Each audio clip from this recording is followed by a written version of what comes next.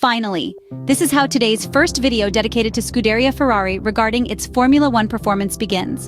And we refer to tire management, the dark monster that the Prancing Horse, let's say it quietly, seems to have defeated once and for all. Yes, because from this point of view, the Japanese Grand Prix, particularly the 5.807-kilometer Suzuka International Racing Course, was very telling. And track surface full of bumps, rough that likes to eat tires. Yet, the SF-24 car was unaffected.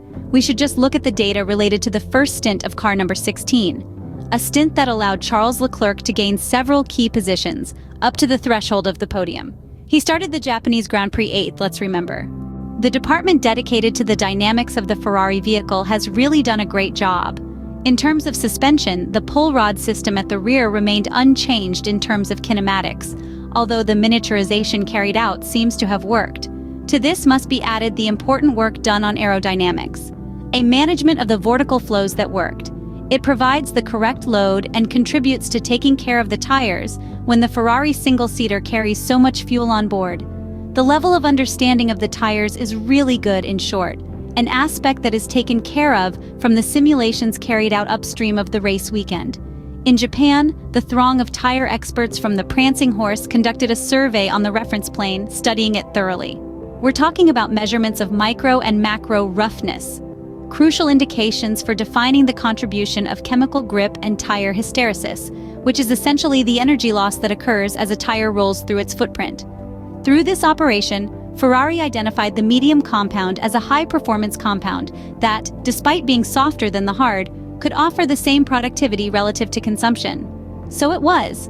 Charles Leclerc suggested, requested, and imposed his strategy to extend the first stint as much as possible because the tire wear was low and the weight of the car full of fuel still allowed a good lap time, enough to postpone the first part of the race to gain a clear benefit in terms of the so-called race time. All good, well done, Charles Leclerc.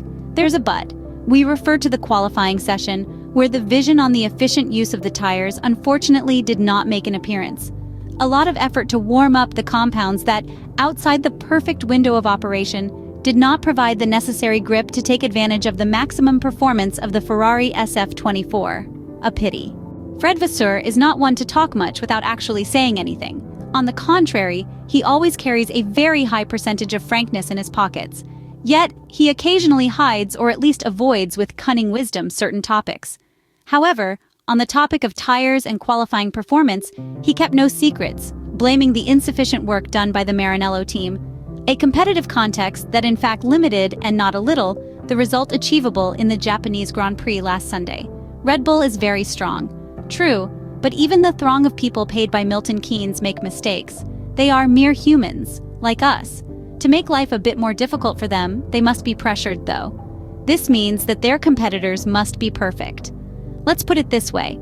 Starting close to the RB20 cars in the Japanese Grand Prix could have changed things for Scuderia Ferrari. Filling the rearview mirrors of the blue racing cars was the goal. The chances of beating Max Verstappen were slim. We agree, but maybe the percentage of success against Sergio Perez was significantly higher. If the World Constructors' target is realistic, then one must always push. A Saturday like the one in Japan brings nothing good, since the next day almost all the energy is spent on having to recover a lot of ground. Ferrari knows this very well.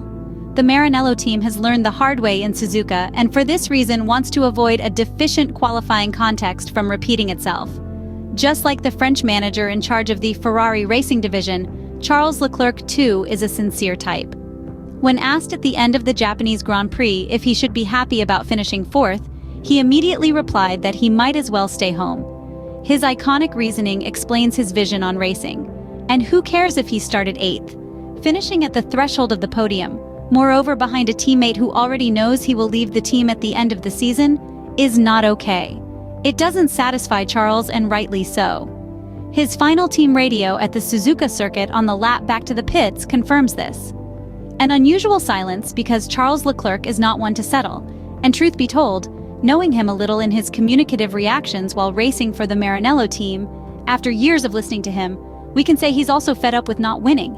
Let's be clear, the frustration of not being able to reach the much-coveted aspirations goes beyond the work done by the Maranello team. In this regard, Charles Leclerc is satisfied and sees the light at the end of the tunnel, as they say.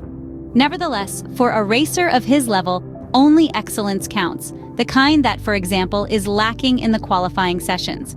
By his own admission, some problems inhabit his recent qualifying performance, a scenario that is exceedingly tedious, especially considering the Monegasque's well-known skill in optimizing the single lap time.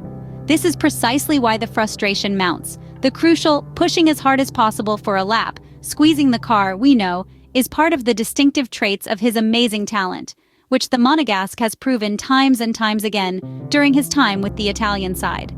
There is work to do, however. In this case, Ferrari knows it, Charles Leclerc knows it, and Carlos Sainz knows it too. Considering that the Spaniard, in the Japanese Grand Prix, also struggled quite a bit with the mere activation of the tires. All this rant to say that the Ferrari racing department will exert the utmost effort in the days that separate the SF-24 from the next round of the 2024 Formula One Championship, the Chinese Grand Prix, which is scheduled to take place at the 5.451-kilometer Shanghai International Circuit on Sunday, April 21st. A track where the Italian team wants to once again embrace the status of work perfection within the weekend. A plan nourished by Carlos Sainz and Charles Leclerc with extreme strength and spirit. The Maranello engineers will define some tests to simulate solutions on how to improve the warm-up strategy. During the outlap, the compounds must produce a precise hysteretic process to activate the compound. In other words, we're talking about a deformation process that can provide the right temperature throughout the tire during the flying lap. The difficult part is hitting the right amount of energy to input on the vehicle's axles to keep the temperature level constant throughout the lap. Only in this way can the competitiveness of the Pirelli P0 tires be fully exploited by the SF-24 single-seater. In particular, we know that Charles Leclerc will work very hard, undertaking extra sessions in the Maranello simulator to improve the activation of the compounds. The target is simple: to enhance his understanding of the tire's hysteresis cycle and, by extension, ensure the optimal operating window for the tires. At the same time, the Ferrari technicians will make use of the powerful computers at their disposal to refine the tire model, a mathematical model on the Pirelli tires crucial for providing Ferrari drivers Carlos Sainz and Charles Leclerc with the right tools and optimizing the performance of the compounds in the crucial moments of the qualifying sessions, with the clear goal of being able to challenge Red Bull for a place on the front row, which would put the Maranello team in a much better position to fight against the world champion team on Sunday. It's not an easy task for the Ferrari technicians, but it's another crucial piece of the puzzle, alongside the upcoming major aerodynamic package, which will most likely be introduced at the Imola circuit and should allow the SF-24 car to take a further step forward in terms of performance.